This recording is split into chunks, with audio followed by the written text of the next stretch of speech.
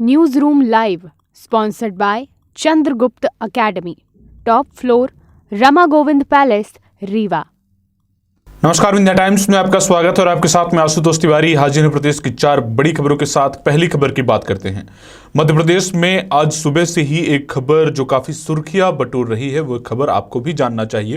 ये खबर यह है कि पंचायत चुनाव को लेकर जो बातें की जा रही थी कि पंचायत चुनाव नियमों को ताक पर रखकर कराया जा रहा है और इस पर स्टे लग सकता है। पंचायत चुनाव पर स्टे जो लगने की पिछले कई दिनों से दबी जुबान में जो चर्चाएं चल रही थी, उन चर्चाओं पर अब विराम लग गया है। कोर्ट ने जो ये आदेश दिया है कि ग्वालियर बेंच का जो आदेश था जो वही बरकरार रहेगा। इसके अलावा जो है स्टे जो लगने वाला था वह स्टे अब नहीं लगेगा। तो जो अधिवक्ता है विवेक तनखा, वरिष्ठ अधिवक्ता, उन्होंने सुप्रीम कोर्ट में जाने की बात कही है और सुप्रीम कोर्ट में इस आदेश को चुनौती देने की बात कही है। ग्वालियर खंडपीठ ने स्टे देने से पहले ही मना कर दिया था। तो बेंच बदलने पर ये उम्मीद जगी थी कि एक बार अब जब सुनवाई होगी तो फिर कहीं ना कहीं जो त्रिस्तरीय पंचायत चुनाव होने हैं, इसको लेकर जो नियमों में उलझने हैं उनको लेकर कुछ सुनवाई होगी। लेकिन फिलहाल जो स्थिति तय है, जो ग्वालियर खंडपीठ के द्वारा जो सुनवाई हुई थी वह सुनवाई अभी भी बरकरार है और कोर्ट ने ये साफ कह दिया है कि बेंच बदलने से कुछ नहीं होगा। हाईकोर्ट ने मध्य प्रदेश में पंचायत चुनाव प्रक्रिया पर रोक लगाने से सिरे से इनकार कर दिया है। हाईकोर्ट में करीब 40 मिनट तक बहस चली। फैसले के बाद वरिष्ठ वकील विवेक तनखा ने कहा है कि अब सुप्रीम कोर्ट वो जाएंगे। पुराने आरक्षण पर त्रिस्तरीय पंचायत चुनाव कराए जाने को लेकर विभिन्न लोगों ने याचिकाएं दायर की थी। इस याचिका में यह मांग की गई थी कि जबलपुर हाईकोर्ट के चीफ जस्टिस रवि मलिमथ और जस्टिस विजय कुमार शुक्ला की डबल बेंच ने ग्वालियर बेंच में जस्टिस रोहित आर्या की अध्यक्षता वाली युगल पीठ के आदेश को यथावत रखा है। तो इस बेंच की जो सुनवाई हुई है वो उन्होंने साफ कहा है कि बेंच बदलने से क्या होता है। याचिकाकर्ता की ओर से पैरवी कर रहे वरिष्ठ अधिवक्ता व राज्यसभा सांसद विवेक तनखा ने सुप्रीम कोर्ट में जाने की बात जो है वह कही है। मामले में पहले अधिवक्ता महेंद्र पटेरिया, फिर ब्रह्मेंद्र पाठक व वरिष्ठ अधिवक्ता विवेक कृष्ण तनखा ने, शशांक शेखर और आखिरी में आदर्श मुनि त्रिवेदी एसोसिएट की ओर से याचिकाएं जो हैं वो दायर की गई थी। इसमें राज्यपाल द्वारा अध्यादेश जारी कर पंचायत अधिनियम में किए गए संशोधन की संवैधानिक वैधता को चुनौती दी गई थी, ऐसा जो है वो दावा किया जा रहा था। आरक्षण संबंधी पुराने अध्यादेश को निरस्त किए बिना नया जारी कर दिया गया है। इस पर जो है पूरा पेंच जो है वो फंसा हुआ था और सरकार ने 2019-20 में पंचायत चुनाव का आरक्षण निर्धारित कर दिया था। इसकी अधिसूचना जारी हो गई थी। इस पुरानी अधिसूचना को निरस्त किए बिना सरकार ने अध्यादेश के माध्यम से नई सूचना जारी कर दी है। राज्य सरकार ने 21 नवंबर 2021 को आगामी पंचायत चुनाव को 2014 के आरक्षण रोस्टर के आधार पर कराने की घोषणा की है। इसी के आधार पर चुनाव पर अंतरिम रोक लगाने की मांग की गई थी। अब बात करते हैं दूसरी बड़ी खबर की, जो महिला कांग्रेस से जुड़ी हुई है। महिला कांग्रेस में कांग्रेस की प्रदेश प्रवक्ता पद से इस्तीफा देकर चंद घंटे के भीतर वापस लेने वाली उज्जैन की नूरी खान को मध्य प्रदेश महिला कांग्रेस का उपाध्यक्ष बनाया गया है। संगठन में कसावट लाने के लिए और महिलाओं के मुद्दों को प्रमुखता से उठाने के लिए महिला कांग्रेस को एक तरह से संगठित करने की जो कवायद है, उसमें 4 उपाध्यक्ष की नियुक्ति की गई है। प्रदेश में 4 उपाध्यक्ष की तैनाती की गई है। इसमें रीवा की कांग्रेस नेत्री कविता पांडे का भी नाम है। महिला कांग्रेस अध्यक्ष अर्चना जायसवाल ने नूरी खान के अलावा रीवा की कविता पांडे और जबलपुर से जमुना मरावी और ग्वालियर की रश्मि पवार को भी उपाध्यक्ष बनाया है। इसके साथ ही महिला कांग्रेस के IT cell, legal cell, internet media और महिला उत्पीड़न निवारण सेल का भी गठन किया गया है। ये तमाम जो सेल बनाए गए हैं, इनका जो काम होगा वो सरकार को घेरने के लिए ये काम होगा और महिलाओं से जुड़े हुए मुद्दों को प्रमुखता से उठाने के लिए भी ये तमाम जो हैं ये सोशल मीडिया की टीम तैनात की जा रही है। ये कांग्रेस अब इसे 2023 में होने वाले विधानसभा उपचुनाव को देखते हुए अलग अलग क्षेत्र के जो लोगों को संतुलित करते हुए, क्षेत्रीय संतुलन को ध्यान में रखते हुए ये उपाध्यक्षों की जो है वो नियुक्ति की गई है।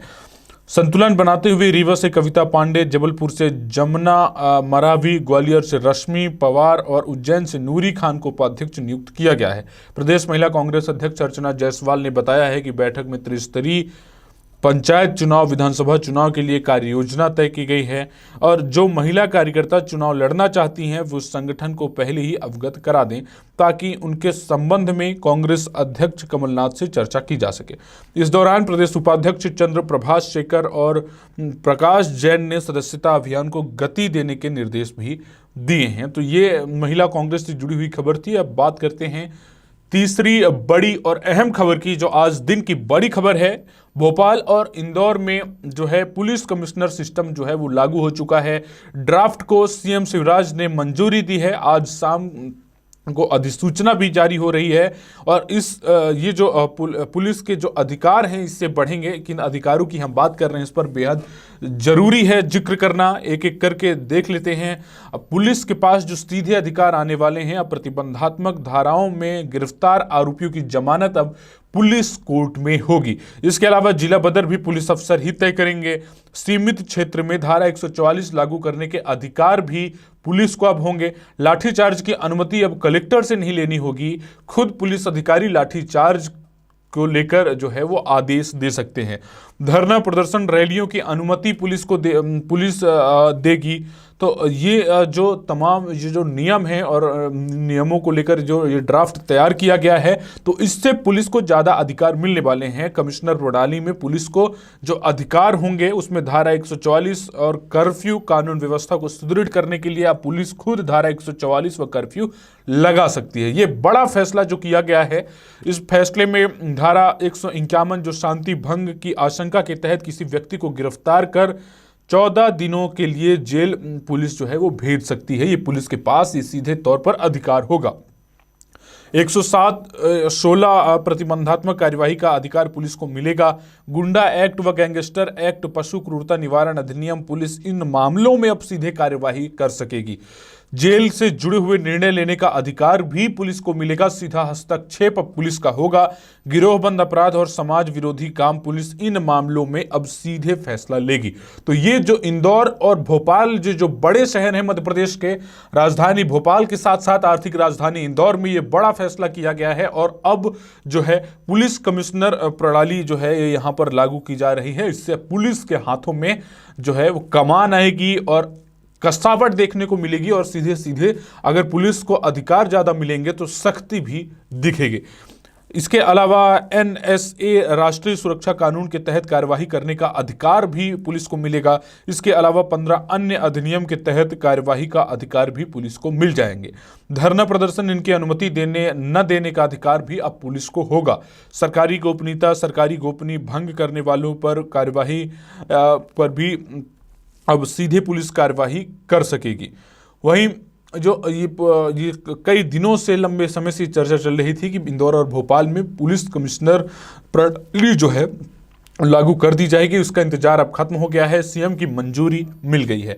वहीं जिक्र कोरोना की जाए तो कोरोना को लेकर अब हालात चिंताजनक हो रहे हैं। एक बार फिर कोरोना संक्रमित मरीजों की संख्या बढ़ने सी लगी है, लेकिन ध्यान देने वाली बात यह है कि सावधानी बेहद जरूरी है, क्योंकि पिछले कोविड-1 और कोविड-2 की हालातों पर अगर गौर करें तो किस तरह से ऑक्सीजन, जरूरी दवाओं के अभाव के चलते कितने मरीजों को जान गंवाना पड़ा था, वो नज़ारा जो है वो भूलने से आप समझ सकते हैं कि कितनी भारी तादाद में लोगों ने अपनी जान गंवाई है और अपनी जान को जोखिम में जाते हुए लोगों ने देखा है। अपने पड़ोसियों को जान गंवाते हुए देखा है। अस्पताल में ऑक्सीजन के अभाव में दम तोड़ते हुए मरीजों को भी देखा है। तो ये जो कोरोना की संभावित तीसरी लहर है, इसको लेकर अब जो खतरे की घंटी धीरे धीरे कर बजने लगी है और इसकी मजबूत आहट जो है मिलने लगी है और इसके कोरोना के वापसी के संकेत मिलने लगे हैं। हैं। ऐसे में गृह मंत्री नरोत्तम मिश्रा ने, मध्य प्रदेश सरकार के गृह मंत्री नरोत्तम मिश्रा ने यह ऐलान किया है कि इस बार जो है प्रदेश सरकार की कोरोना से लड़ने की पूरी तैयारी है और इस बार ऑक्सीजन से लेकर तमाम चीजों की उपलब्धता वो जो है वो अनिवार्य रूप से रहेगी। संभावित तीसरी लहर, उन्होंने ट्वीट कर ये कहा है कि संभावित तीसरी लहर का मुकाबला करने के लिए इंदौर में मेडिकल ऑक्सीजन सहित सभी व्यवस्थाएं पूरी तरह से दुरुस्त हैं और ऑक्सीजन की कमी को लेकर भी आशंका पूरी तरह से निराधार है। प्रदेश के हर जिले में ऑक्सीजन प्लांट तैयार हो गए हैं।